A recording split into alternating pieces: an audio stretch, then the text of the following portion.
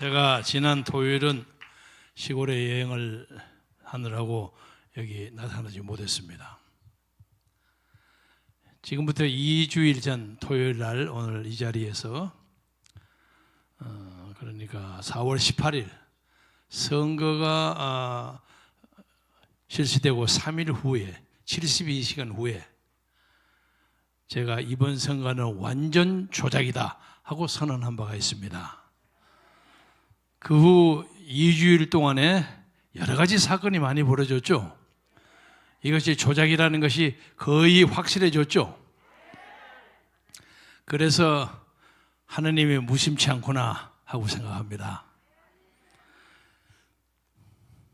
다행히 난세에는 영웅이 난다는 말이 있는데 지금 대한민국에는 이렇게 많은 유튜브들이 해외 동포까지 일치 단결을 해서 이 선거에 대한 정당성을 문제 삼고 있는데 그야말로 요원의 불길처럼 벌어지고 있는데 대한민국의 정부, 대한민국의 집권당, 심지어 대한민국의 제1야당이라는 미래통합당 이 세 그룹이 단 한마디도 얘기를 안 하고 있어요.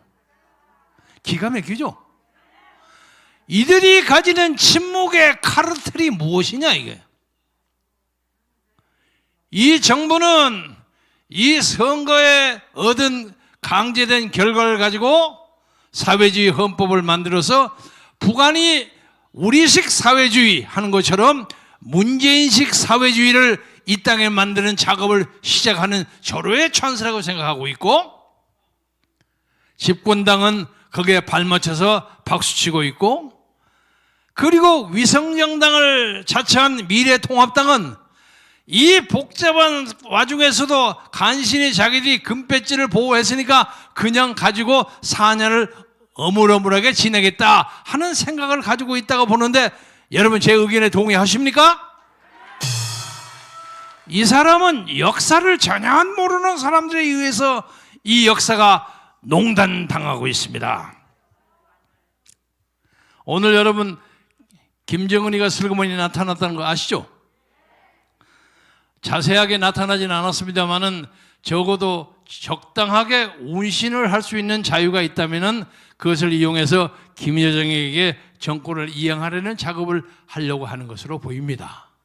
그런데 저는 그 김정은이의 모습을 보면서 이 나라를 청와대를 지키고 있는 문재인의 모습과 이렇게 짬뽕이 돼요. 겹쳐져요.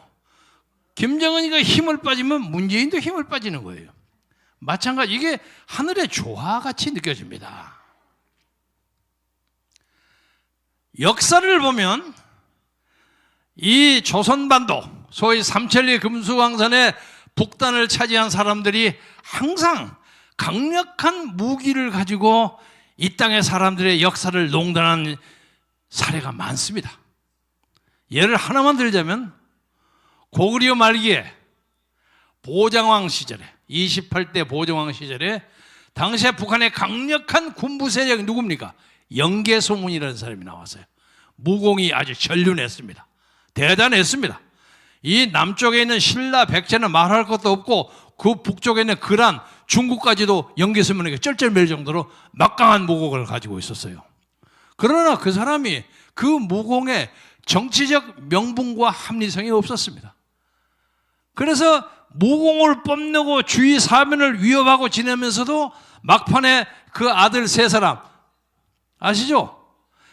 아들 남생, 남상, 남건 이 세 아들을 가지고 서로 쌈박질을 해가지고 나중에 스스로 권력 상정을 벌려서 큰아들 남생이는 중국으로 도망쳐가지고 나중에 중국의 앞제비가 돼서 또 고구려를 쳐들어오는 이런 기상망측한 일이 벌어져서 고구려가 망하게 됐습니다. 이것은 단순한 무력만 가지고는 원자탄이나 ICBM을 가지고 역사를 통치할 수 없다는 것을 보여주는 거 아닙니까? 마찬가지입니다.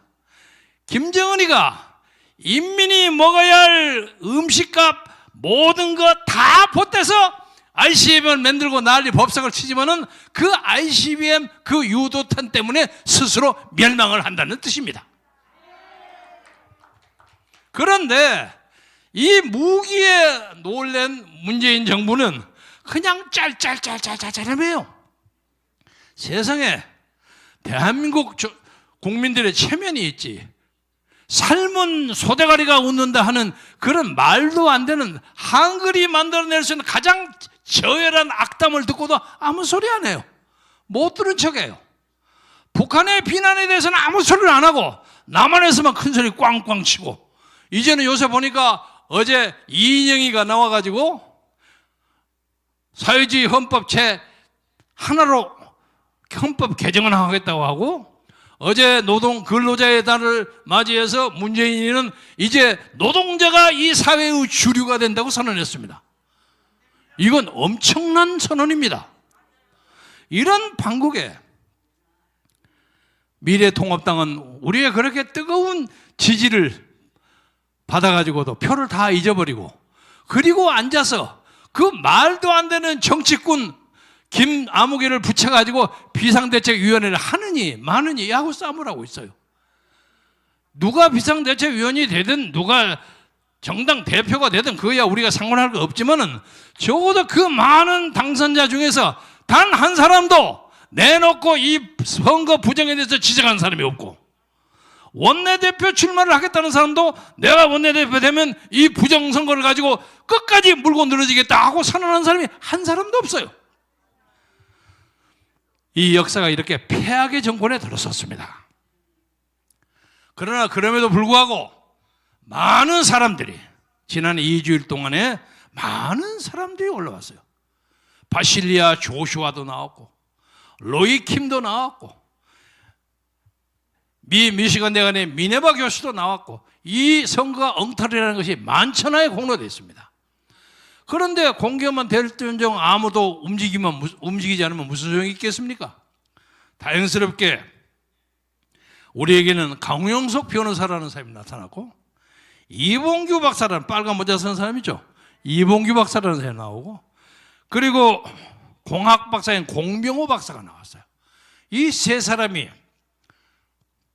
이제 이 나라 역사를 주도할 것입니다.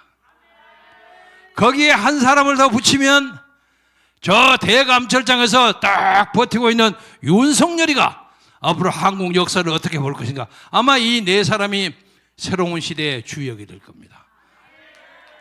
강용석은 강경한 용기를 가진 사람이고, 이봉규의 봉용은 봉용, 봉추 옛날에 해가지고 삼국지의 그 지혜로운 제갈량 이런 사람을 봉용, 봉추를 하지 않았습니까?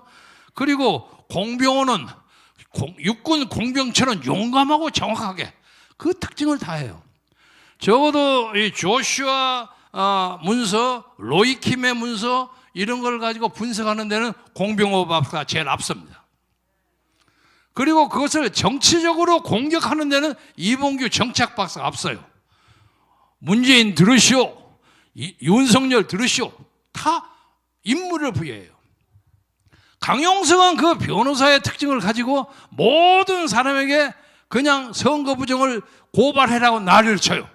그래서 지금 수십 개를 해서 오늘 제가 확인을 못하고 왔습니다. 방금 이 전화가 왔는데 전화 껐습니다. 제가 어저께 제가 살던 영등포 을구에서 투표함 보전 신청하는 것을 라이브로 보았습니다.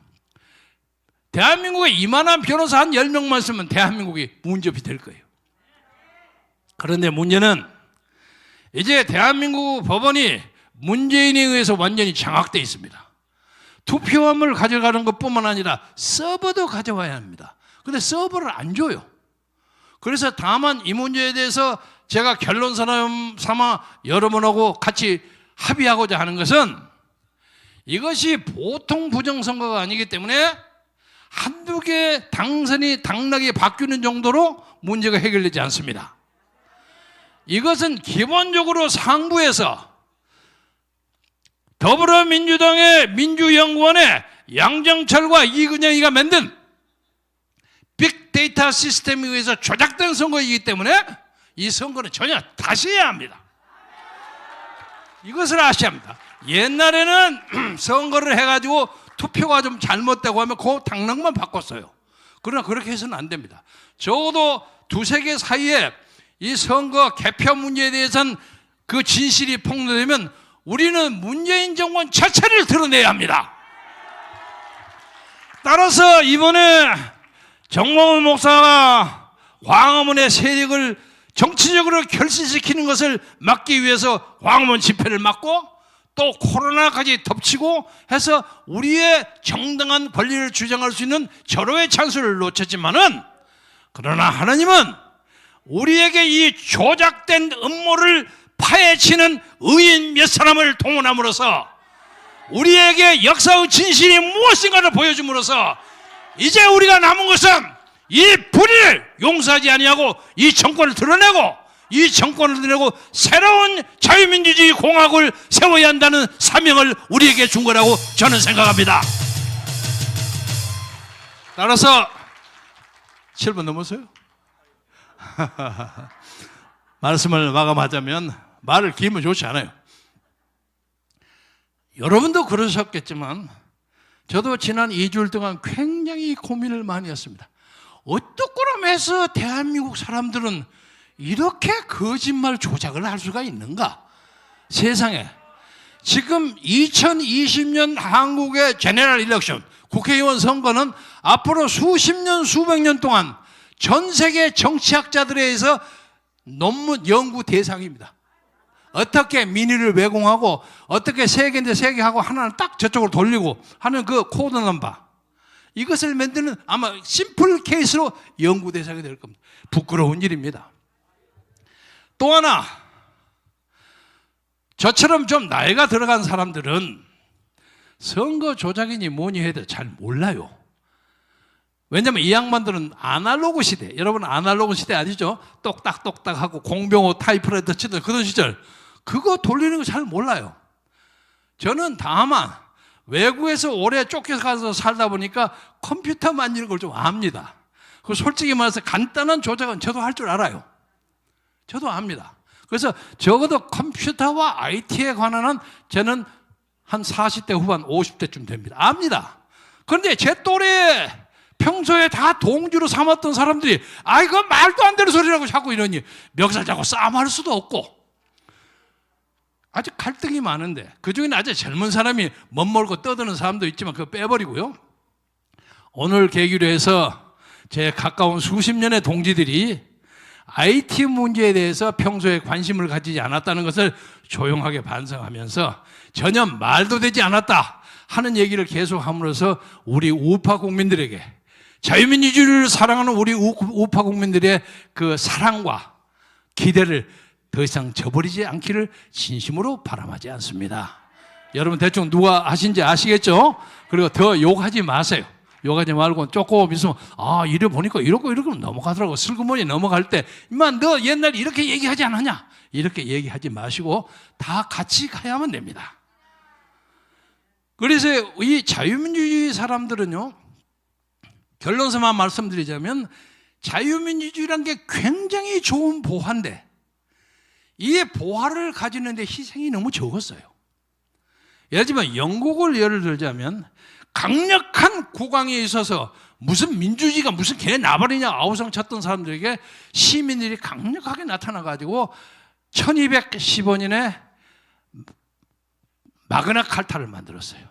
그리고 그것이 쭉 와서 1689년에 명예혁명, 그리고 1789년 불란서 혁명, 1776년에 미국 혁명, 이리까지 수많은 세대 동안 희생당하고 피 흘리고 그리고 이름 없이 죽어가고 자유를 위해서 목숨을 바치는 수많은 사람들의 수세기에 걸친 투쟁이 있었기 때문에 오늘의 미국의 민주주의가 있는 겁니다.